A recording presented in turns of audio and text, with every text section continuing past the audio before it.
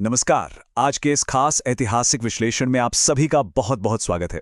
आज हम बात करने वाले हैं एक ऐसी इमारत की जो सिर्फ दिल्ली के दिल में ही नहीं बल्कि भारत के इतिहास के बिल्कुल केंद्र में मौजूद है। जी हां, हम बात कर रहे हैं यूनेस्को की विश्व धरोहर लाल किले की।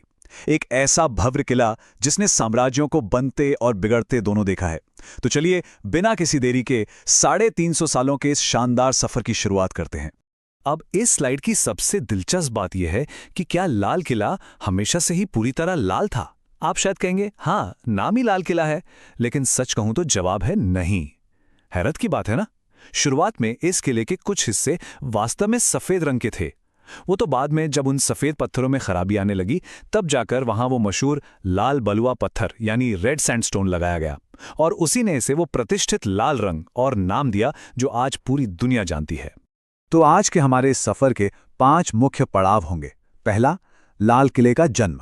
दूसरा, वास्तुकला के चमत्कार। तीसरा, कैसे ये ब्रिटिश शासन के कब्जे में आया। चौथा, एक स्वतंत्र भारत के प्रतीक के रूप में इसका उभरना। और अंत में 5वां, इस किले की आधुनिक विरासत। चलिए सीधे अपने पहले पड़ाव की ओर बढ़ते हैं, लाल किले का जन्म। बात है साल 1638 की। सोचिए, एक पूरा का पूरा साम्राज्य अपनी राजधानी बदल रहा है। मुगल बादशाह शाहजहां ने एक बहुत बड़ा भूराजनीतिक फैसला लिया, अपनी राजधानी को आगरा से हटाकर सीधे दिल्ली लाने का।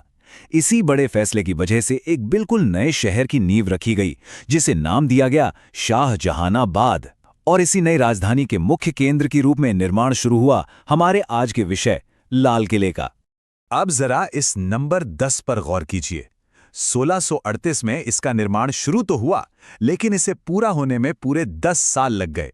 मतलब 1648 में जाकर यह विशाल निर्माण कार्य संपन्न हुआ।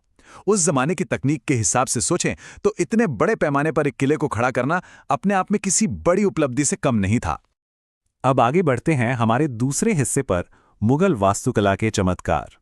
अगर हम किले के अंदर चलें तो इसका पूरा लेआउट बहुत ही सोच समझकर तैयार किया गया था।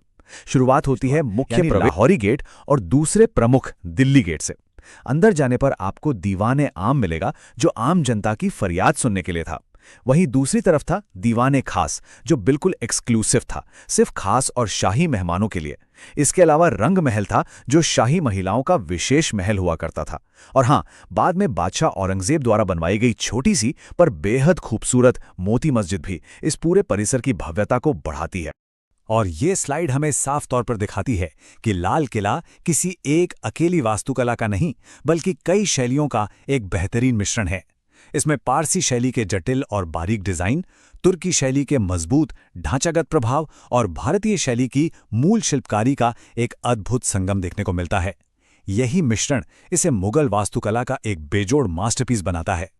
और सुरक्षा की बात करें तो 33 मीटर, जी हां, इस किले को घेरने वाली बाहरी दीवारें लगभग 33 मीटर तक ऊंची हैं। इसे ऐसे समझिए जैसे आज के समय की कोई 10 मंजिला इमारत। यह विशाल ऊंचाई साफ बताती है कि उस समय किले को दुश्मनों से सुरक्षित और बिल्कुल अभेद्य बनाना कितना जरूरी था। खैर, समय हमेशा एक सा नहीं रहता। तो आइए अब देखते हैं कि कैसे ये कहानी आगे बढ़ती है हमारे तीसरे पड़ाव पर, ब्रिटिश शासन का कब्जा। इस टाइमलाइन को देखिए। 1638 में जो निर्माण शुरू हुआ था उसने मुगलों को 200 सालों तक सत्ता का एक भव्य और केंद्र दिया। लेकिन 1857 की क्रांति ने वो 200 साल का लंबा इतिहास अचानक पलट कर रख दिया। मुगलों का शासन खत्म हुआ और अंग्रेजों ने इस किले पर पूरी तरह अपना कब्जा जमा लिया। 1857 के बाद तो इस किले की पूरी भूमिका ही बदल गई। जो जगह 200 सालों से मुगल सत्ता का केंद्र थी उसे अंग्रेजों ने अपना सैन्य मुख्यालय यानी मिलिट्री हेडक्वार्टर बना दिया। भारत के आखिरी मुगल बादशाह बहादुर शाह जफर को अंग्रेजों द्वारा यहीं गिरफ्तार किया गया था और इस नए सैन्य उपयोग के लिए अंग्रेजों ने अपनी छावनी बनाने के लिए किले के कई ऐतिहासिक हिस्सों को काफी नुकसान भी पहुंचाया। लेकिन फिर इतिहास ने एक और करवट ली।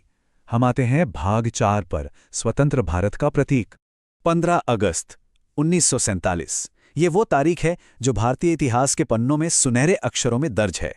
इसी दिन देश के पहले प्रधानमंत्री जवाहरलाल नेहरू ने पहली बार इसी लाल किले की प्राचीर से हमारा तिरंगा झंडा फहराया था।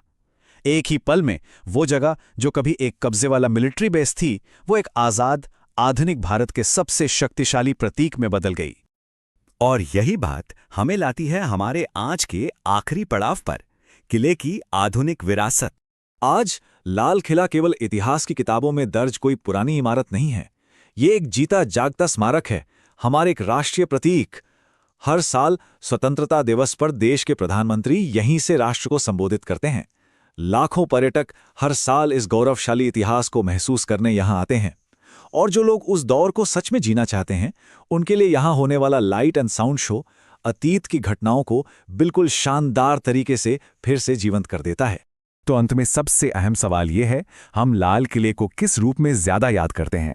क्या उस विशाल साम्राज्य के लिए जिसने इसे बनवाया था, या उस आधुनिक राष्ट्र के लिए जो हर साल 15 अगस्त को इसे अपने गौरव के रूप में अपनाता है? ये एक ऐसा स्मारक है जो अतीत की ताकत और आज की स्वतंत्रता दोनों को अपने अंदर समेटे हुए हैं। इस दोहरी विरासत पर विचार जरूर कीजिएगा। आज के इस विस्तृत विश्लेषण में हमारे साथ जुड़ने के लिए आपका बहुत बहुत धन्यवाद। सीखते रहिए और ज्ञान के इस सफर का आनंद लेते रहिए।